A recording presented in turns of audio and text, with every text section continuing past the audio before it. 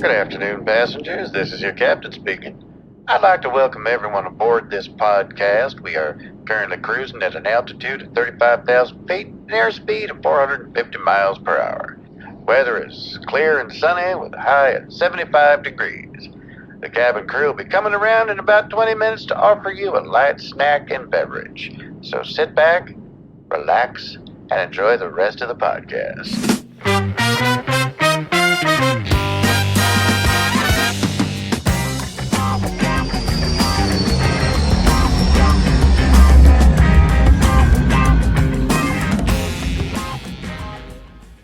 Hello, divers, and welcome aboard Pilot Error.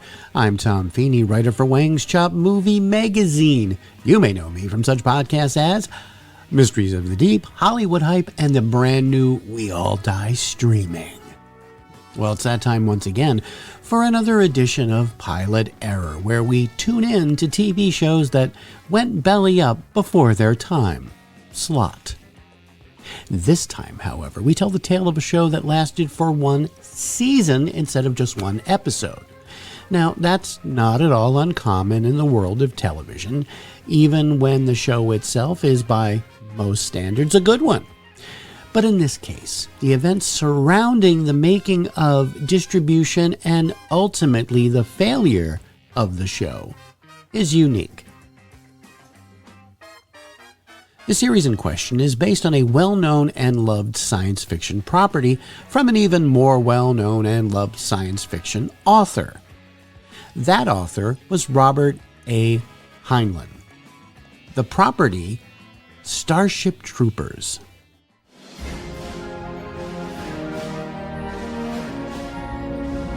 In every age, there is a cause worth fighting for. But in the future, the greatest threat to our survival will not be man at all.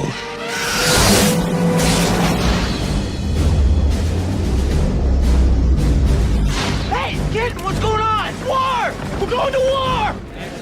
Now the youth of tomorrow must travel across the stars to defend our world. We are a generation commanded by fate to defend humankind. Everyone fights, no one quits. We are going in with first wave. You smash the entire area. You kill anything that has more than two legs. You get me? We get you, sir! But they will face an enemy more devastating than any ever imagined. Here they come!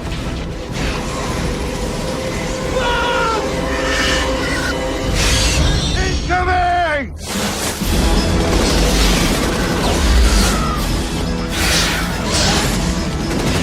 Mayday, this is Roughneck 2 here. We're under attack, sir. We need retrieval now.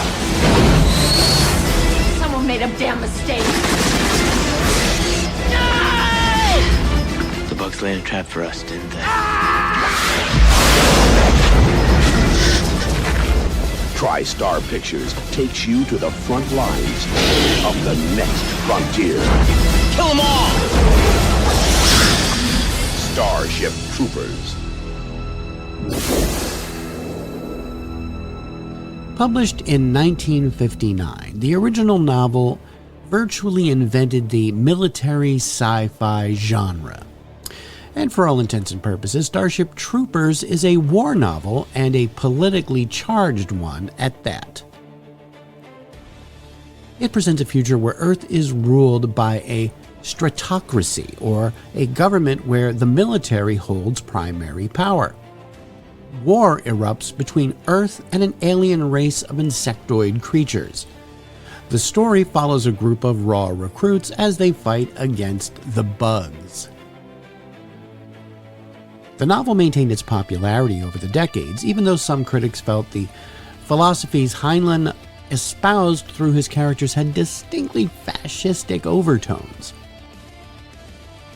In 1997, Dutch filmmaker Paul Verhoeven was tapped to direct an adaptation of Starship Troopers. Verhoeven was no stranger to sci-fi, having directed the original RoboCop and Total Recall films. However, in 1995, Verhoeven had had his first real critical and box office flop, Showgirls. So he went back to the sci-fi well with Troopers. An odd choice since Verhoeven said he couldn't get through the first 2 chapters of Heinlein's book. He felt it was too militaristic in tone at first, but screenwriter Ed Neumeier wanted the film to be a social commentary on the dangers of fascism. Verhoeven liked this approach and fashioned Starship Troopers as a kind of faux propaganda film. At the time of its release, audiences and critics alike were unsure just what kind of tone Verhoeven was going for. Was it a straightforward, gung-ho, cheesy war movie, or a skewering of Cold War-era indoctrination films? The debate continues. We'll be right back after these messages. From Starship Troopers the movie, it's the bug-bashing battle of the universe, and now you can help stop this alien bug invasion. Look out! Warrior bugs crawling our way! MI troops, man the attack fighter! Now blast the warrior bug apart! Starship Troopers! Alien hover bugs ready to sting! Scope them out from your retrieval ship and spray them with 8 bug-busting bombs! Yeah!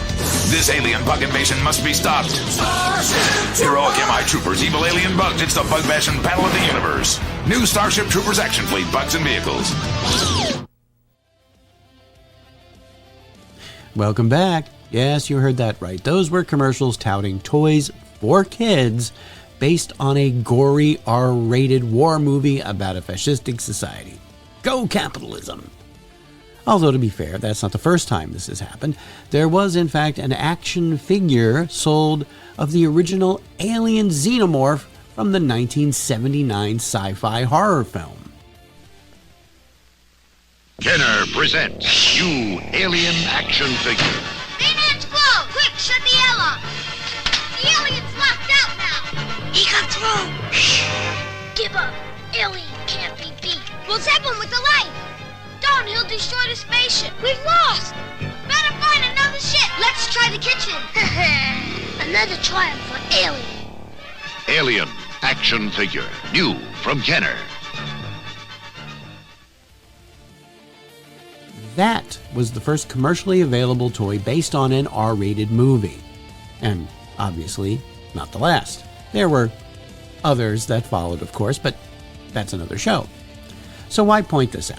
Why is it important that there were children's toys released from Starship Troopers? Well, it meant that there were those out there who felt the property could be tweaked to cater to a much younger audiences, to make Starship Troopers more Yahtzee than Nazi. Enter the folks at Sony's Columbia TriStar Television.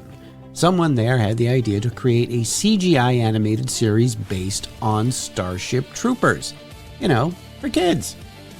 But what's left over after you take away the blood, guts, boobs, and authoritarian underpinnings?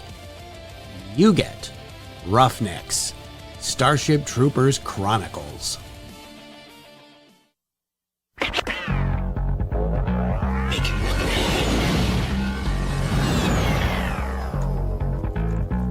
Stay put and sit tight.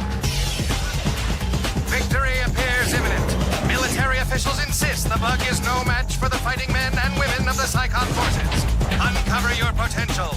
Live the adventure. Join the mobile infantry today.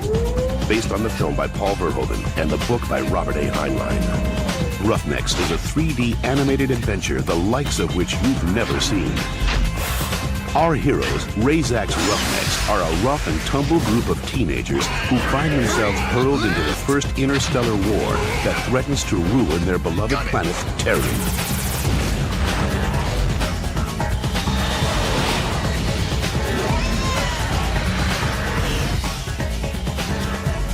Roughnecks.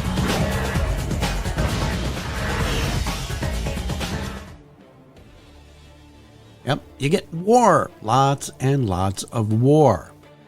Expanding on the ongoing conflict between the humans and arachnids, the story follows the Roughnecks of the Mobile Infantry, an elite unit led by Lieutenant Johnny Rico as they deploy from planet to planet to defend human colonies and strike back against bug invasions.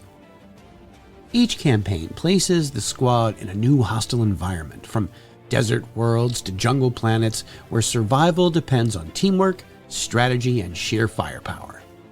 While the battles are intense and frequent, the series also spends time on the personal bonds, rivalries, and moral dilemmas faced by the soldiers who are fighting an endless interstellar war. It leaves behind the satirical tone of the film, and Roughnecks leans more heavily into military science fiction and serialized storytelling.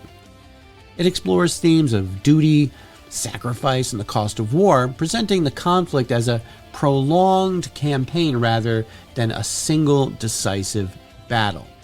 In fact, the series is structured as a series of military campaigns, with each campaign having a 5-episode story arc. And over time, the series builds to a larger picture of humanity's struggle to hold its own against a relentless and evolving enemy. That kind of sounds pretty good, right? Well, Sony partnered up with special effects powerhouse Foundation Imaging to pioneer the CGI animation for the series. Now, Foundation Imaging had done groundbreaking work for sci-fi series like Star Trek Voyager and Babylon 5. So what could go wrong? As it turns out, a lot. Roughnecks was being sold as a syndicated program to TV stations around the USA. This was in 1999, when syndicated television was at its peak. Now, the thing about syndication, well, the production company typically delivered each week's show via satellite uplink to the various stations at the same time. Then the stations would decide when to air each episode provided. That's all well and good. If it was a show that had already been seen on network television, the rule of thumb was you needed at least 3 full seasons of an existing show if you wanted to run those episodes every weekday. Now that makes sense. With only one season of, let's say, 26 episodes, which was pretty typical at the time, you'd have roughly 5 weeks of programs to run before you began repeating them, which is not ideal by any means. With 3 seasons, you would have almost 4 months of shows ready before you repeated any of them, which is why daily syndicated programs were almost always either old sitcoms or new talk shows. Okay, so why does any of this matter? Well, because some genius at Sony sold Roughnecks to stations as a daily show. Not weekly, but daily. That means one season of 40, that's right, 40 half-hour episodes. Think about that for a second. Who in their right mind would think that creating a daily kids show with incredibly complex, time-consuming, and expensive computer-generated animation was even possible? Spoiler alert, it wasn't. And that was only the beginning of the problems facing Roughnecks. The show was sold to television stations before it was anywhere near completed. In fact, only the first week's worth of episodes were ready to air. Now, those stations were expecting at least 2 months of shows being ready to air, and backlash from the station managers was immediate, but they were assured by Sony that new episodes were being finished and would be sent soon-ish. Well, fresh episodes of Roughnecks were slow to arrive. Stations had 2 choices: run constant repeats of episodes that just aired, or simply drop the show entirely, which many of them did. Sony was looking pretty bad. Really bad. So what could they do about it? Hey, here's an idea. Rework the existing episodes into clip shows. You know, when a series takes the lazy way out and does a whole show made up of clips of past shows with a few new scenes thrown in as a kind of a framing device. Except this was not laziness. This was panic. Sony even brought in help from other effects companies to pick up some of the load from Foundation Imaging. But it was too little, too late. Which was a real shame because the show had noble goals, telling the story of an entire war in linear order over the course of those 40 or so episodes and 8 story arcs. An ambitious undertaking, but maybe too ambitious. The series was supposed to end with a massive battle royale against the bug forces after they landed on Earth, but production was stopped before it could be completed. Of the 40 episodes originally scheduled, only 36 were finished. The other 4 were the aforementioned clip shows. The final episodes had their dialogue already recorded and were in various stages of production when the plug was pulled. For fans of the series, it was a heartbreaking ending for a groundbreaking show. Unfortunately, as of this recording, Roughnecks: Starship Troopers Chronicles is not officially available on any streaming service. Unofficially, however, don't tell anybody, episodes can be watched on YouTube as of this recording. Now, there have been several DVD releases of the show, including a 4-disc box set of all the existing episodes. But ever since the series went out of production, fans of the show have been begging Sony to give Roughnecks a proper ending. It seems, though, as time goes by, that we will never know who won the war between us and the bugs. My money was always on the bugs. See you next time.